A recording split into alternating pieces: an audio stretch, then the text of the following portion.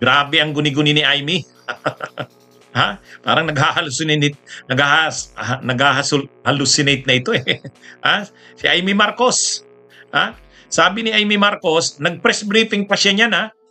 Matindi itong si Amy Marcos. Nag-press briefing pa. At alam niyo kung anong sabi niya sa press briefing? Ang sabi niya, talaga daw ipipilit daw na ang maging ombudsman, ang kasunod na ombudsman ay itong si Boying Rimulya. Dahil ang plano daw talaga si Boying Rimulya pag naging ombudsman, kakasuhan ng ombudsman si Sara Duterte ng plunder. At kapag nakasuhan ng plunder, aarestuhin ito mga 2027 bago pa ang eleksyon sa 2028. Kaya ano daw yan? Yan daw ang tawag dyan, Plan C. Bakit tinawag ni Aimee na Plan C?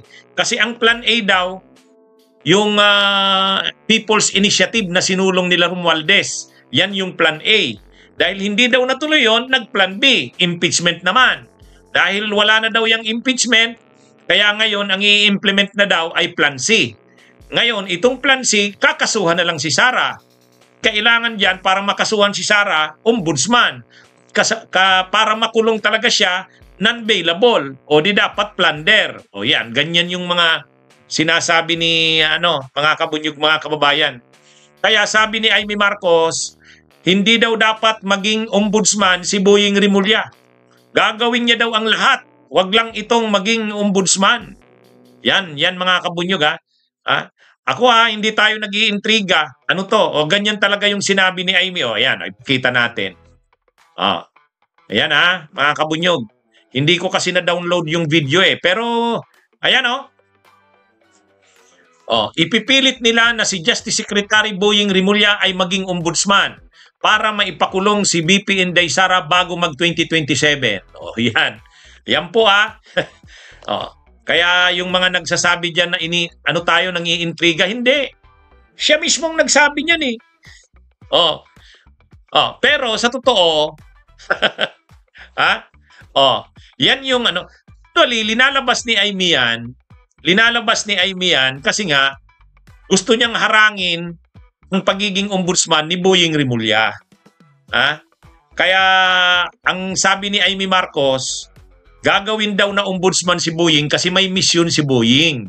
Ang misyon ni Boying ay ikulong si Sara. Kasuhan ito. Yan. Kaya dahil kakampi ni Sara si Aimee, lahat ngayon ginagawa niya para hindi maging ombudsman itong si Boying Rimulya.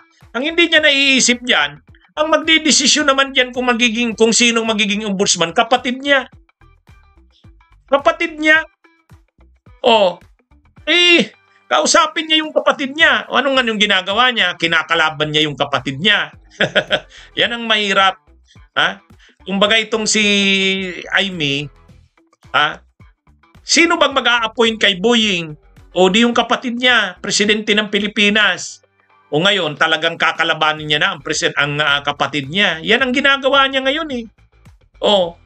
Pero alam mo Aimee, yung sinasabi mo, nakasuhan si Sara, kasuhan at saka ikulong, yan nga ang gusto ng marami. Anyway, mga kabunyog, mga kababayan, sabihin pa nating totoo yung sinasabi ni Aimee na ipapakulong ni Rimulya si Sara Duterte, marami ring taong gusto niyan. Ikaw lang naman yata, Aimee, at saka mga DDS ang ayaw niyan.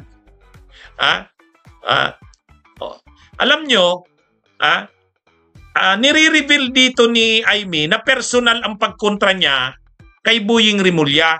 Kaya niya kinukontra si Boying Rimulya dahil pinoprotektahan niya si Sara. Ano naman kung dapat naman talagang kasuhan si Sara ng plunder? Paano naman talaga kung dapat naman makulong si Sara? Di ba? Dahil pala kahit pala may kasalanan si Sara at dapat naman talagang kasuhan. Kaya mo kinukontra si Boying Rimulya dahil kay Sara? Hindi pala yun? Ang pagkontra mo pala kay Boying Rimulya ay personal. Di ba? Dapat kumukontra ka kay Boying Rimulya dahil sa tingin mo hindi ito karapat-dapat maging ombudsman. Ganun dapat. Alam nyo itong si Amy Marcos, para na itong si Ruben Padilla parang aso. Anong sabi ni Ruben Padilla? Wala kayong magagawa sa akin. Talagang aso ako ng Duterte. Eh dito ang lumalabas, ganyan na siya eh. Dapat kinukontra niya si Boying dahil sa tingin niya dito, hindi ito karapat-dapat na maging ombudsman. Hindi ito qualified? O, di ganun. Pero kung ang dahilan kaya niya kinukontra si Boying dahil ipapakulong nito si Sara, ay paano naman kung talagang may basihan naman na ikulong si Sara? Paano naman kung talagang may basihan naman na kasuhan ng plunder si Sara? Kasalanan ba ni Boying Rimulya yun? Kasalanan ba ni Boying Rimulya yun kung makulong si Sara at makasuhan ng plunder? Kasalanan ni Sara yun. Nag-commit siya ng krimen. Diba? Oh, ang nangyayari dito, kukontrahin mo si Boying Rimulya, personal ang rason mo. Gusto mong protektahan si Sara. Ay mali. Mali. Diba? Dapat kinukontra mo si Boying kasi sa tingin mo, hindi ito karapat-dapat. O, ganun. Di ba? Di ba, mga kabunyog, mga kababayan? O, pero kung ang kinakatakot mo na baka kasuhan ito si Sara, ay, yan pala ang rason mo. Kaya mo pala kinukontra si, kaya mo pala kinukontra si Boying kasi takot ka na makasuhan si Sara at makulong. O, yan na ang problema sa inyo. Ha? Ang pagkontra nyo sa isang tao, katulad ni Boying Rimulya, kami dito, kinukontra namin si Boying ang dahilan ng sabi namin. Ang problema kasi kay Boying, politiko. Politiko eh. Baka naman protektahan niya ang mga dapat protektahan. Dapat hindi. Sana pag naging ombudsman siya, yan na yung kanyang legacy. Yan na yung kanyang At ang legacy niya ay wala siyang sasantuhin. Sana ganun. Hindi niya sasantuhin ang mga Duterte. Hindi niya sasantuhin itong mga politikong involved dito sa anomalya sa flood control. Kahit kakampi pa yan ni Marcos. O ganun dapat. Ganun tayo. Pag sinusuportahan natin si Boying, hindi dahil ipapakulong niya si Sara. Isa lang yun sa trabaho niya eh. Pero dapat ipakulong din ni Boying bilang ombudsman yung mga kurakot na politiko kahit pa yan kaalyado nila sa administrasyon ni Marcos. Ganon dapat. Itong si Amy, kontra siya kay Boying kasi ipapakulong si Sara. Ay kasalanan ba ni Boying Rimulya kung makasuhan si Sara at makulong? Kasalanan ni Sara yun. Nag-commit siya ng krimen. Di ba? Oo. Di ba mga kabunyog, mga kababayan? Ginagawa ito ngayon ni Amy, linalabas niya yung issue na yan kay Boying Rimulya dahil gusto niya talagang pigilan si Boying na maging ombudsman.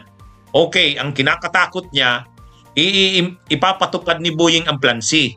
Ang Plan C daw ay kasuhan ng plunder si Sara at arestuhin para hindi makatakbo sa 2028. Kung yan nga ang plano, kung may plano ngang ganyan, wala tayong magagawa kung nakakumit naman talaga ng krimen si Sara ayaw nyo naman sa impeachment, pwede naman talagang kasuhan sa ombudsman. Pwede naman talagang kasuhan sa ombudsman.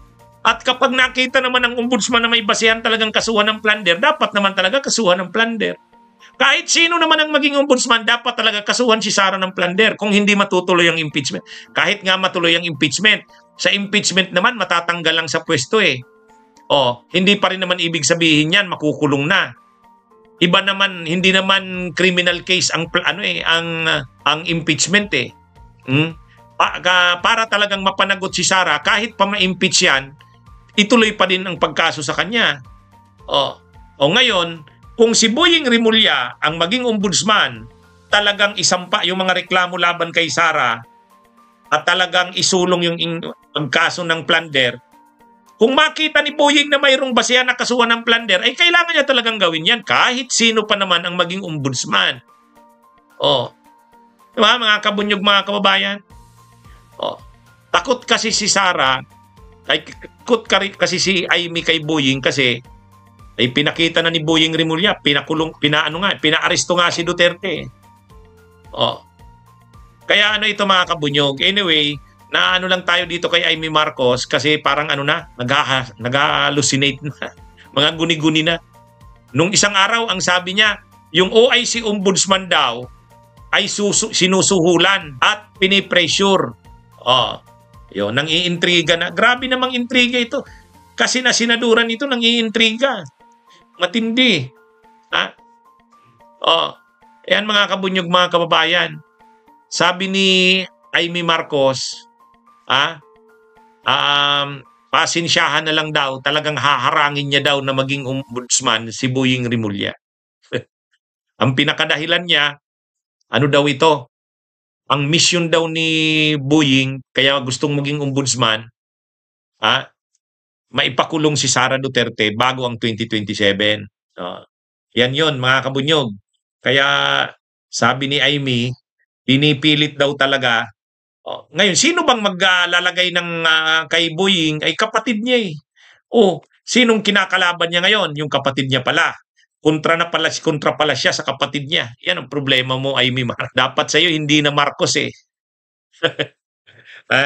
Anyway, yan mga kabunyog, mga kababayan, ang tungkol diyan kay Amy Marcos. Ano? Bunyog, bunyog, halikan na kasama ka. Bunyog, kapag buklod ay may pag-asa. Luzon, Visayas, Mindanao, isa ang pananaw. Sa bagong Pilipinas ang bunyog isisigaw. Bunyog.